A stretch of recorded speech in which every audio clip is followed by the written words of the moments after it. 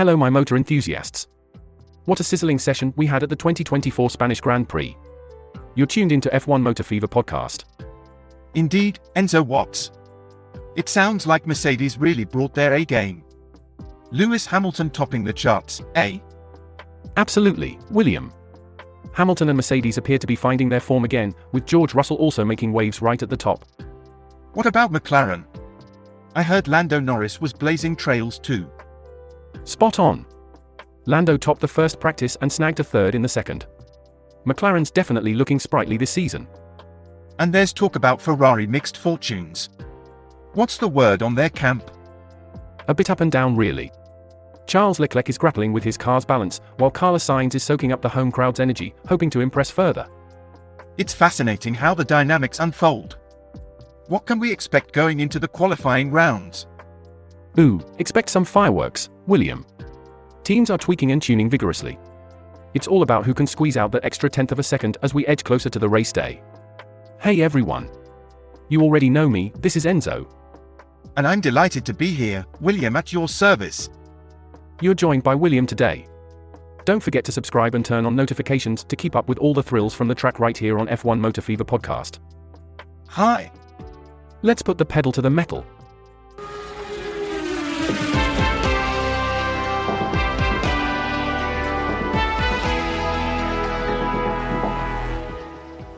Moving over to Mercedes, it seems Hamilton had a mixed day but really turned things around in the afternoon. Finishing first in the second practice session must buoy their spirits, wouldn't you say? Absolutely, and it's worth mentioning that they opted for medium and hard tyres in the first session, perhaps saving the softs for what matters in qualifying. That strategic choice seemed to pay off with Hamilton's performance later. Indeed, and on the other side, George Russell had a decent start, placing fourth in the first practice. He mentions the car performing really well, which must be an encouraging sign for the team. Yes, though it appears their long-run speed might not be as strong as their single-lap pace. But as Russell said, it's only Friday and there's room for adjustment. The focus now is on maintaining that edge into the qualifying rounds. That's right. And Andrew Shovlin, their trackside engineering director, seemed quite pleased with the updates they brought from the last races. He mentioned a step forward in Monaco and Montreal which has carried through to Barcelona. It's fascinating how each track brings its own challenges.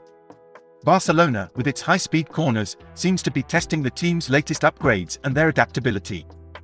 With the competition heating up, tomorrow's qualifying is shaping up to be quite the spectacle. Any predictions? Too early to call, but with the momentum Mercedes is building, they could very well be the ones to watch. Let's see if they can translate today's performance into a strong qualifying position. Full throttle. Now, moving on to McLaren, Norris really showed his mettle topping the first practice on softs and coming in third in the second. It seems McLaren could really throw down the gauntlet for pole this weekend. That's right, and Norris himself felt the car was nearly there, with just minor tweaks needed. Now, if I may ask, why do they keep changing tyres during the sessions? Isn't one enough? Ah, a classic question. Though it might sound obvious to the seasoned fan, it's not a daft one. Different tyres offer different advantages, like grip and longevity, crucial for coping with varying track conditions and strategies. Exactly, I thought it might help some of our newer listeners who are just getting to grips with the ins and outs of Formula One. Fair point, though we must be careful not to bore our regulars into switching the channel. True, but remember, even the simplest details can be fascinating when you're keen to learn. And trust me, understanding tyres can really enhance a viewer's experience of the race. Spot on. It adds layers to the viewing, doesn't it? Now, Piastri also had a solid day, though he admits he's a bit off Norris's pace. Andrea Stella, the team principal, noted they had a useful practice day, focusing heavily on tyre strategies and car setup for those demanding long corners in hot conditions. It sounds like McLaren are really dialing everything in. Qualifying tomorrow will definitely be one to watch, especially to see if they can translate today's form into a competitive grid position. Shifting our focus to Ferrari, it's been a day of mixed fortunes. Carlos Sainz had a bit of a scare with a power loss in the first practice, but things seemed to have smoothed out by the second session, placing second just behind Hamilton. Yes, that home advantage might be kicking in for Sainz. He always raises his game in front of his home crowd in Spain, though he's yet to finish on the podium there. Could this be his year? It could very well be, given how narrow the gaps are looking at the front.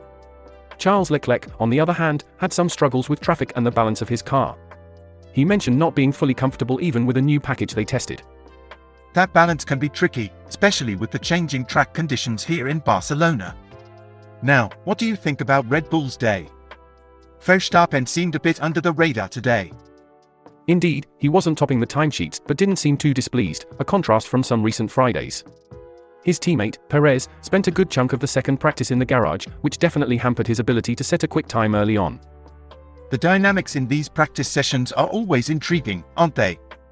Everyone's jockeying not just for speed but for reliability and data collection. It sets up a fascinating qualifying session for tomorrow, no doubt. Moving on to Red Bull, Verstappen seems to have had a more normal Friday according to him, feeling positive about the changes made throughout the day. Interestingly, he ended up 5th in the second practice, which still leaves some questions about their pace for tomorrow. Yes, and it's a contrast with his teammate, Perez, who after a reasonable start in the first practice ended up 13th in the second. He mentioned they lost track with some of the setup changes, which they'll need to analyze overnight. Qualifying becomes even more crucial for him due to a 3-place grid penalty. That grid penalty could really complicate his race, given how tough overtaking is here. Now, shifting our focus to Alpine, they had a mixed start with Gasly coming into the pits with issues but managing a strong 4th in the second session. Ocon also had a solid showing, ending up 9th. It sounds like Alpine might be finding their groove at the right time, especially if the upgrades they've brought are starting to pay off. Gasly was particularly upbeat, saying the result put a smile on his face. Indeed, both teams will be ones to watch in qualifying. The field is looking incredibly tight, and it's these small margins and setup tweaks that could make all the difference. What do you think about tomorrow's prospects? It's gearing up to be a nail-biter, that's for sure. With the grid so closely matched, any small edge teams can find overnight could be pivotal in shaping the starting grid and ultimately, the race results on Sunday. Gasly's performance today in the second session was rather surprising, finishing in 4th. He seemed quite pleased, noting that while the result might flatter, it's a good base for Alpine. They did have some minor aero issues in the first session but seemed to have resolved those effectively. It's interesting how a session can turn around with a few tweaks. With Gasly not fully comfortable in the car yet, what areas do you think they'll focus on to enhance their performance for tomorrow's qualifying? They'll likely look into fine-tuning the balance and handling. Gasly mentioned being on the C3 tyre when he hit traffic, so they'll be analysing how to get a clean lap and possibly adjust the setup to better suit his driving style. Now, turning our attention to Aston Martin, it was a bit of a tougher day for them. Yes, they seemed to struggle after making several setup changes. Alonso brought out the first red flag of the weekend with his front wing issue. Not the start he would have hoped for in front of his home crowd. Absolutely, he mentioned the low levels of grip and the difficulty in finding the right window for their car. Aston Martin might need to revert some of those changes if they want to make it into the top 10 tomorrow. It's a delicate balance, isn't it? Indeed, it is. What do you think they need to prioritize to regain ground in tomorrow's sessions? Well, they need to find a setup that provides better grip and confidence to the drivers. It sounds like they overstepped with the changes made today, so recalibrating those to suit the track conditions and Alonso's feedback will be crucial. With track evolution also playing a role, it'll be fascinating to see how they adapt. Over at Aston Martin, Lance Stroll reflected on a challenging day, noting a lack of pace and the necessity for significant improvements before qualifying. The high degradation of tyres on this track, coupled with the expected heat, means tyre management will be crucial for the race. Interestingly, he also mentioned the possibility of rain, which could really shake things up on race day. Didn't quite catch that. What did you mean? Could you elaborate? Certainly. Stroll was highlighting how the tyre wear on this circuit is particularly high due to the abrasive surface and hot conditions. This makes conserving tyres a key strategy. With rain potentially in the forecast, the teams might also have to adjust their strategies last minute, which can lead to unpredictable race results. Moving on to Haas, they had a somewhat positive day considering their expectations. Nico Hülkenberg mentioned that while they seem to have a decent pace for a single lap, there's a lot more work needed on the race setup to find balance and harmony in the car. Indeed, and it was good to hear positive feedback from Oliver Bearman, who stepped in for the first practice session. He seemed quite pleased with his performance and the handling of the car, especially enjoying the high-speed corners here in Barcelona. Yes, and it's experiences like these that are invaluable for young drivers like Bearman, getting to grips with the car's capabilities on such a demanding circuit. It will be interesting to see how Haas manages the rest of the weekend, especially with their one-lap pace seeming stronger than their race setup. Ayao Komatsu from Haas seemed cautiously optimistic today. He mentioned that the long runs look decent, which is encouraging, especially considering they didn't expect to perform well in the high-speed sections around here. It's quite intriguing to see teams getting to grips with these changing track characteristics. That's true, the shift from traditional circuits to more street tracks does change the dynamics quite a bit. It seems like adaptability is becoming more crucial with each season. Absolutely, and speaking of adaptability, Williams had a bit of a rollercoaster day. Alex Albon noted they'd made some progress compared to last year, but still, the afternoon session didn't go as planned. He ended up in position 19, which was certainly lower than they would have hoped. I'm rather surprised to hear that. It's usually a track where consistency can be more predictable. What do you think led to such a variation in their performance? Well, Albon mentioned the track conditions and the wind affecting their setup. As the track gripped up, the changes they made didn't seem to help. It's quite fascinating how sensitive these cars are to even slight changes in conditions. With the wind playing a role, it must have been challenging to keep the car stable, especially around the high-speed corners. Indeed, and with the weather playing such a pivotal role, it'll be interesting to see how they adjust for the rest of the weekend. If the conditions change as expected, it could really shake up the grid. It's quite interesting, the way the infrastructure at these circuits has evolved. Just last week, I was reading about the architectural marvels of some of the newer venues. It's quite fascinating how much goes into planning and constructing these modern arenas. That is interesting, but perhaps we should save that topic for another day. We were discussing the race weekend, weren't we? Right, sorry about that, got a bit sidetracked there. Let's get back to the main subject. As we were discussing, the unpredictability of the weather and track conditions could play a significant role in this weekend's outcomes. With teams like Williams and Haas showing varied results, it's going to be crucial how they adapt for the qualifiers and the race. Today's sessions were quite telling. Logan Sargent pointed out they had some flashes of positivity on their long-run pace, but still, they're finding this track tough. It seems like tyre performance on low fuel is a key area they need to work on for tomorrow. Indeed, maintaining tyre performance seems to be a recurring theme today. Sven Smeets from Williams also noted that despite improvements in the car's balance, they are still chasing some issues that need to be ironed out overnight. Seems like the cooler conditions expected on Sunday might be their best bet for a performance boost. That's an interesting point, especially when we look at how other teams are handling similar challenges. Tsunoda, for example, had to spend a significant time in the garage during the first practice session, which surely didn't help his performance today. And speaking of performance, Daniel Ricciardo's remarks about the track changes and their new floor upgrade were quite insightful. He seems to be enjoying the new sector layout, and it's clear that these cars heavily rely on such developments. But he admitted there's still a lot to do before they can be competitive tomorrow. Absolutely, the technical side of Formula One is always fascinating, isn't it? Each upgrade can dramatically alter a team's weekend. It'll be crucial to see how all these changes play out in the qualifying and, ultimately, the race. Moving on to Yuki Tsunoda's performance, it was a challenging day for him with pace not being as expected. They did have some issues with the cooling systems and the DRS, which obviously hindered their ability to fully test the car's capabilities. Yes, that's correct. Alan Permane mentioned the difficulties they faced with the DRS and the cooling system in the first practice. It seems like reverting to an earlier spec of wing for the second session was a sort of damage control for them. They are still trying to find that sweet spot with the rear-end grip. It's always a setback when technical issues crop up, especially when you're trying to implement new upgrades. The mechanical side of the car, like suspension setup improvements, seems to be their focus for overcoming these grip issues they're encountering. And speaking of data gathering and new parts, Kik Zauber also had an active day. Valtteri Bottas managed to squeeze in a decent quick lap in both sessions, showing some progress there. Indeed, Bottas seems to be in a better position compared to his teammate Zhou, who was notably frustrated by traffic issues, including a moment with Tsunoda. It's these kinds of on-track dynamics that can really affect a driver's rhythm and confidence during a practice session. Absolutely, navigating traffic and managing frustration is as much a part of Formula One as is handling the technical aspects. It'll be interesting to see how Zhou analyses the data overnight to find those crucial time gains against his teammate for tomorrow's session. Today's sessions brought a mix of challenges and breakthroughs across the paddock. Some teams are finding their groove while testing new setups, which is crucial as they look to unlock extra lap time. It's clear there's a sense of optimism in the air as performance levels are certainly on an upward trajectory compared to recent events. Yes, indeed. The new components some teams have introduced seem to be performing well after ironing out initial small hiccups. It's always a positive sign when modifications begin to show results as early as the second practice session. This not only boosts the team's confidence but is vital as we approach the sharp end of the weekend.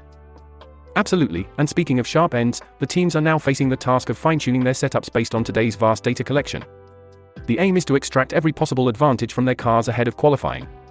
It's fascinating to see how even the smallest adjustments can potentially shift the competitive dynamics. On the driver's front, Zhu Guanyu expressed that today has been quite promising. He noted that although he hasn't tried the new spec of rear wing himself, Valtteri Bottas's strong performance has given him a good feeling for tomorrow. Despite some traffic issues, he feels his lap times could have been close to the top 10, which indicates a significant rebound in both performance and confidence. That's an important point to highlight. Traffic management and adapting to new components like the chassis changes Zhu mentioned can really define a practice session. It's encouraging to hear that the changes are translating into tangible improvements on the track. As for the tyres, Simone Berra from Pirelli pointed out that Barcelona's challenging conditions are testing all aspects of the car, especially the tyres. With temperatures getting close to 50 degrees Celsius, it really puts those compounds through their paces. Indeed, that kind of heat contributes to one of the toughest tests for tyre durability and performance, particularly with the high lateral forces here. Berra's comments underscore an often underrated aspect of race weekends: how pivotal tyre management is, especially in such extreme conditions. It's not just about speed and strategy but also how well you can preserve your tyres to maintain the competitive edge. Precisely, and this is what makes Formula One such a multifaceted sport. Every element from the mechanical to the human plays a critical role. As we look towards qualifying, the focus sharpens, the tension builds, and it all comes down to who can piece together the perfect lap when it counts. What an exciting prospect for the weekend. As we're drawing nearer to the crucial stages of this weekend, the tyre strategy once again comes into sharp focus. The performance differences between the tyre compounds are pretty much in line with what was predicted. We're looking at 6 to 7 tenths of a second between the hard and medium, and just over a second between medium and soft compounds. That's quite significant. It shows the potential impact these choices could have on race strategies. The C3 tyre, in particular, seems promising for those looking to capitalize early on in the race. It's got the performance edge right off the start line, which can be crucial for positions. Absolutely. We saw the advantage of such a strategy last year, and it might very well be a game changer this weekend too. Teams will need to weigh their options carefully, considering not just the outright pace, but also how the tyres degrade over the stint lengths. It's a delicate balance, isn't it? Indeed it is. And speaking of balance, the teams have been continually assessing their prospects here in Spain. From Red Bull to Mercedes, each team's approach to tackling this circuit varies, and it's fascinating to see how their preparations unfold. They are all looking for that perfect setup that could give them an edge. This is what makes the sport so engrossing. Every decision, every adjustment has so many ramifications. It's not just about having a fast car, but understanding the circuit, the conditions, and how to extract every bit of performance on the day. And, of course, how to respond when things don't go as planned. That adaptability is key. And as we move closer to qualifying, the pressure mounts, and the strategies start to take shape. It's going to be an exciting watch to see who gets it right when the lights go out. William, what's the word on the street, internet-wise? Right, listen to this. The main post on a popular discussion forum is all about the 2024 Spanish Grand Prix, Free Practice 1 discussion. The auto moderator sets the tone with a simple directive, quote, "You know the drill," unquote. The usual welcoming to the wild world of racing fans online. What are the punters saying then? Angus Red from South Africa popped a question about driver lineups, asking if Bearman ran instead of Hulkenberg. To which, account number 0004 responds, quote, "Yeah, Bearman is getting 6 free practice ones this year, this is his second after Imola," unquote. Then there's a bit of a mix-up as another user, N.A. Faker, thought it was his third, but last Armadillo 4175 clarifies, quote, "It is 6 with Haas. As far as I am aware, Ferrari is a different team to Haas," unquote, with account number 000 for chiming back in to confirm it's indeed 6 with Haas and that the one with Ferrari wasn't exactly scheduled. Sounds like there's a bit of confusion, but also some good updates on young drivers getting their time to shine.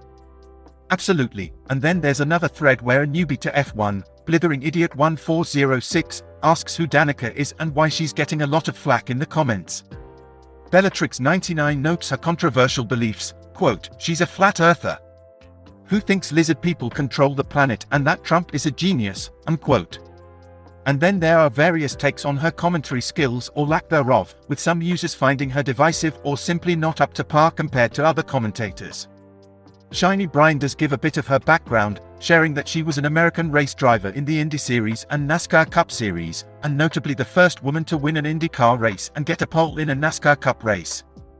Blimey, the language here's a bit ripe. If I read that out, we might lose our sponsors. But it's interesting to see how public figures are scrutinized not just for their professional skills, but for their personal beliefs and statements. Indeed, it's a reminder of how the sports world is not just about what happens on the track, but also about the personalities and politics of it. The discussions are as heated and passionate as the racing itself, aren't they? They certainly are, William. And it keeps the world of Formula One as lively and dynamic as ever. Whether it's driver performances, technical regulations, or commentator controversies, there's always something to rev up the conversation. Thanks for tuning into F1 Motor Fever podcast today. We covered everything from tyre strategies to driver development and even dipped into some spicy fan discussions. It's been a pleasure sharing all these insights with you. Don't forget to subscribe and hit that notification bell so you don't miss out on any of our future episodes. And if you enjoyed today's chat, why not share it? We'd love to hear your thoughts in the comments too. And remember, we're not just a one-hit wonder, we're here every day, bringing you the latest and the greatest from the world of Formula One. Who knows what's around the next corner? Maybe another thrilling race analysis or a dive into motorsport technology. Make sure you stay tuned. We truly appreciate your company and can't wait to bring you more from this spectacular world of speed and strategy. Thank you for all your support, comments, and shares. They really turbocharge our spirits. And to all our fellow F1 enthusiasts, keep your ears perked and your eyes on the prize. Exciting times are just down the straight. Pedal to the metal, keep your gaze on the road, our channel's content is pure gold. See you next time on F1 Motor Fever podcast.